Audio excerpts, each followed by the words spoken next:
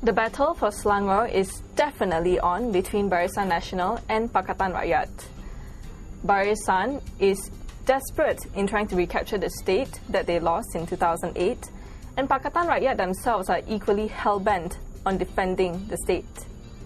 I'm Regina Lee, and welcome to GE13, the Showdown. With us here again is Group Chief Editor, Datuk Sri Wong Chun Wai. Good morning. Good morning. Now, Barisan Nasional has just unveiled their manifesto last night. Yes. What do you think of it? I mean that if you look at the star today, I mean that it appears from at the first glance, it appears that what they're offering is what the Selangor state government has offered, we must have, and what should offer even more. And it seems like a contest between the Barisan Nasional and Pakatan to the people of Selangor, trying to outdo each other in offering and making a lot of promises. My concern as a taxpayer is who's going to pay for all this. And you and I are sitting in Selangor watching and all this because they have made so many promises, and it's really amazing in this battle to win the hearts and minds of the people in Selangor. As you say, Barisan Nasional is really making a serious bid to regain Pakatan. And interestingly, tonight, Pakatan is unveiling its manifesto. I presume they'll probably look at what the Barisan has offered and probably try to outdo them by offering even more. Now, speaking of Barisan's manifesto for Selangor that they have just launched, they have promised some very interesting things, including 500 ringgit to newborn babies, as well as a halfway house for students as well as newlyweds who want to move from the rural centre to the urban areas to work. Why don't you think that these promises made it into the National Manifesto, since they are pretty interesting? I suppose that because that you cannot make it into the national level. You talk about halfway house for people who come to work. Selangor is different from the other states because that it is a state where a lot of people from outside Selangor comes in to work, and you have these pressures that people faces when they come to Selangor to work: housing, transportation, that sort of thing. You don't really need a halfway house, for example, for working people in some rural area, right? It doesn't really make sense. You can't even fill it up. But Selangor is different. Selangor, as we know, has got the highest number of crime rate. And that's why it makes sense for Barisan to say, let's have CCTV all around the state. That makes sense.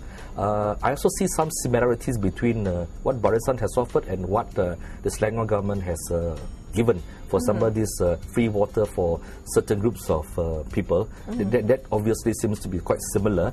But I think whatever the manifesto that has been pledged by Barisan or Pakatan, I think that the challenge here is to actually deliver it. Because one of the weaknesses of the Pakatan government was that they made promises in their 2008 manifesto which has not been fulfilled. For example, we have this insurance scheme for the older people that has not been done. Then you have allowances for single mothers that again has not been fulfilled, and to the point that the Barisan has been attacking Pakatan to say that, well, their manifestos are not really fulfilled. Fulfilling it will be the challenge to both sides. And the Prime Minister has said that if Barisan wins, we will implement all that. Then if he actually wins, we have to hold on to what he has said. If he does not, then we will have to scrutinize whatever he has said. Now, that's some interesting points that you have just made. Anyway, hold that thought. We'll be right back right after this short break.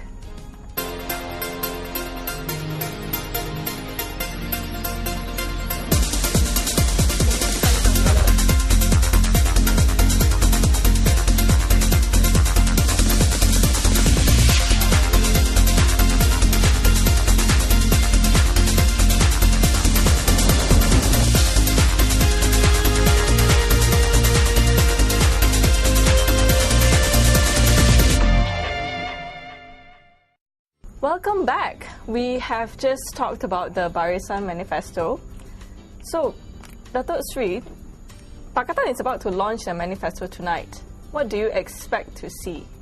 I think that after they look through the Barisan National Manifesto, I expect them to revise and add in more. to, as I said, to add in more goodies. If you look at the manifesto, it's beginning to look like budget speeches, okay, by both sides, okay. They are really spoiled in that sense, okay. But seriously, I think that the Menteri Besar, Khalil, he will have to really explain to the press. The press will definitely ask him, now you're going to unveil this manifesto, you have to explain to us some of those points that you have promises have not been delivered, and you even went to the point of saying that manifesto is not a promise. That needs a lot of explanation. I think he should use the occasion to explain why these were not implemented, what were the problems, what were the hiccups, and they should also ask him that, are you going to retain some of these promises again? But I expect them to put on something that'll be interesting, given the fact that they have ruled the state for 5 years, and the experiences that they have gained will be tremendous and will be a great benefit to them. So I'm actually looking forward to the manifesto.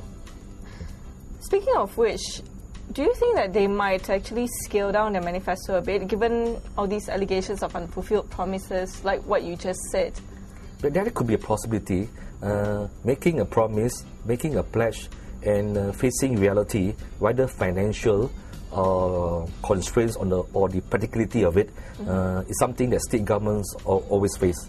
In the past, voters do not really pay much attention to manifesto. It was just a piece of written documents.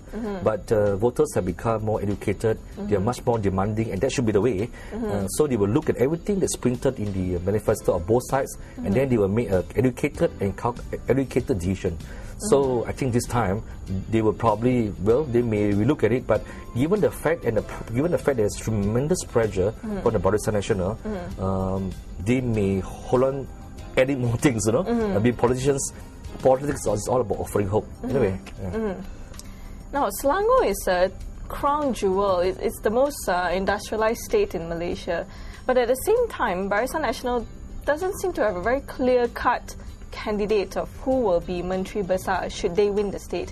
Do you think that this would be a disadvantage to them among the voters? I think that the Barisan Nasional will be quite cautious of naming a so-called Menteri Besar designate at this point. The most important for them, from their perspective, is to win the election. It doesn't make sense to say that, these 3-4 guys are potential Menteri Besars, and then that you can't win the state. Okay? Then it actually is like counting the eggs before it's hatched. And also, politics being politics, there always be internal rivalry. And I'm not too sure whether it's a good strategy to name somebody who have not make it. And given the fact that there are so many new names and so many fresh faces, the press are still looking through the names, trying to figure out who are these people.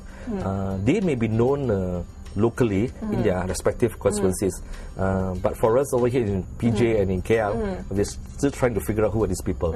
So let's just wait and see, I think.